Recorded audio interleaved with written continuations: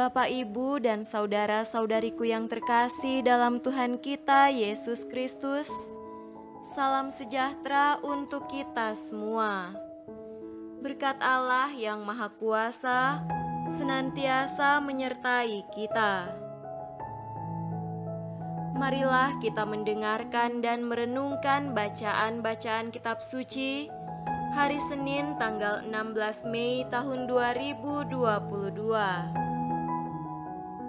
Bacaan pertama dari Kisah Para Rasul pasal 14 ayat 5 sampai 18. Maka mulailah orang-orang yang tidak mengenal Allah dan orang-orang Yahudi bersama-sama dengan pemimpin-pemimpin mereka menimbulkan suatu gerakan untuk menyiksa dan melempari kedua rasul itu dengan batu. Setelah rasul-rasul itu mengetahuinya, menyingkirlah mereka ke kota-kota di Likaonia, yaitu Listra dan Derbe, dan daerah sekitarnya. Di situ mereka memberitakan Injil. Di Listra ada seorang yang duduk saja karena lemah kakinya dan lumpuh sejak ia dilahirkan dan belum pernah dapat berjalan.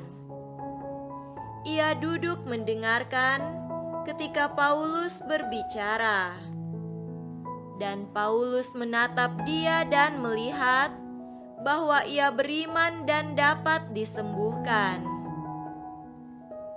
Lalu kata Paulus dengan suara nyaring, "Berdirilah tegak di atas kakimu."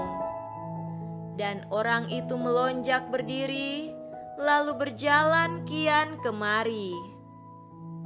Ketika orang banyak melihat apa yang telah diperbuat Paulus, mereka itu berseru dalam bahasa Likaonia, "Dewa-dewa telah turun ke tengah-tengah kita dalam rupa manusia." Barnabas mereka sebut Zeus, dan Paulus mereka sebut Hermes, karena ia yang berbicara.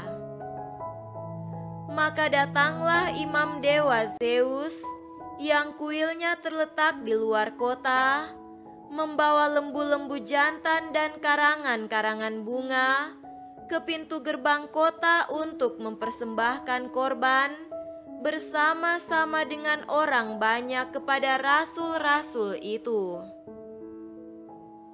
Mendengar itu, Barnabas dan Paulus mengoyakkan pakaian mereka, lalu terjun ke tengah-tengah orang banyak itu sambil berseru, "Hai kamu sekalian, mengapa kamu berbuat demikian?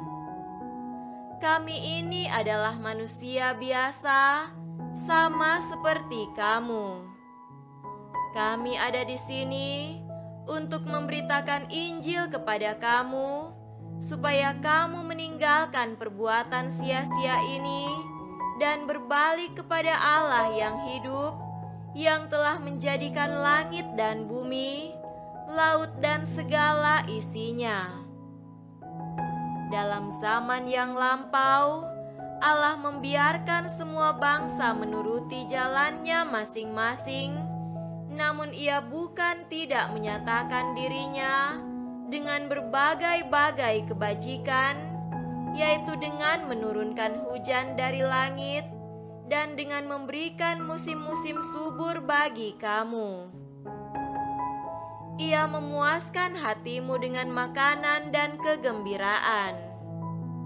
Walaupun rasul-rasul itu berkata demikian, namun hampir-hampir tidak dapat mereka mencegah orang banyak mempersembahkan korban kepada mereka.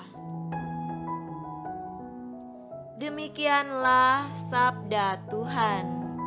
Syukur kepada Allah.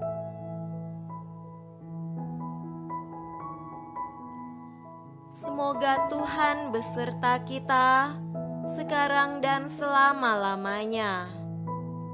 Inilah Injil suci menurut Yohanes.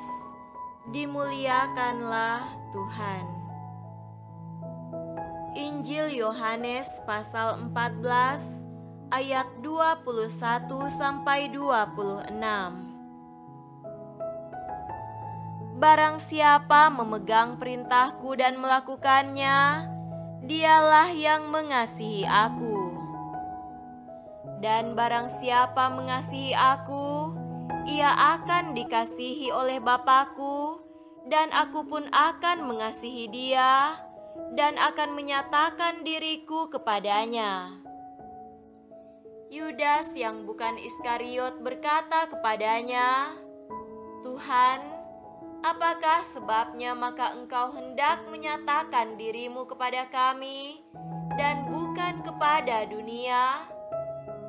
Jawab Yesus, jika seorang mengasihi aku, ia akan menuruti firman-Ku, dan Bapa-Ku akan mengasihi dia, dan kami akan datang kepadanya dan diam bersama-sama dengan dia. Barang siapa tidak mengasihi aku, ia tidak menuruti firman-Ku.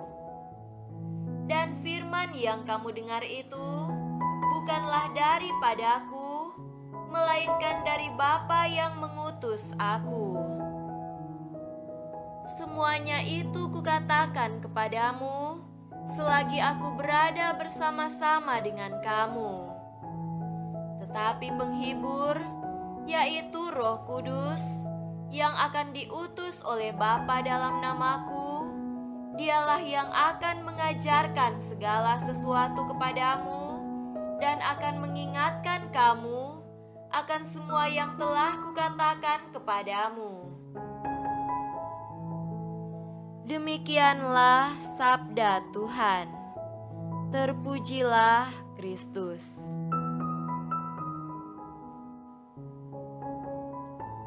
Saudara-saudariku yang terkasih dalam Tuhan kita Yesus Kristus, tema renungan kita pada hari ini adalah kepenuhan janji. Pada musim pemilihan kepala daerah, banyak calon menawarkan janji-janji yang memikat masyarakat.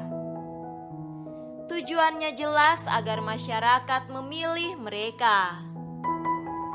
Namun, yang sering terjadi adalah janji-janji itu tidak bisa dipenuhi saat mereka menjalankan mandat dari masyarakat yang memilihnya. Akibatnya, kepercayaan masyarakat terhadap pemimpin-pemimpin yang lalai semacam ini langsung jatuh. Pemimpin semacam ini hanya menawarkan dan menjual janji manis tanpa bisa memberikan bukti nyata. Saudara terkasih, Yesus melakukan tindakan yang sama sekali berbeda dari para pemimpin itu. Yesus menjanjikan Roh Kudus kepada para murid untuk mendampingi mereka dalam menjalani kehidupan di dunia ini setelah Yesus pulang ke rumah Bapa surgawi.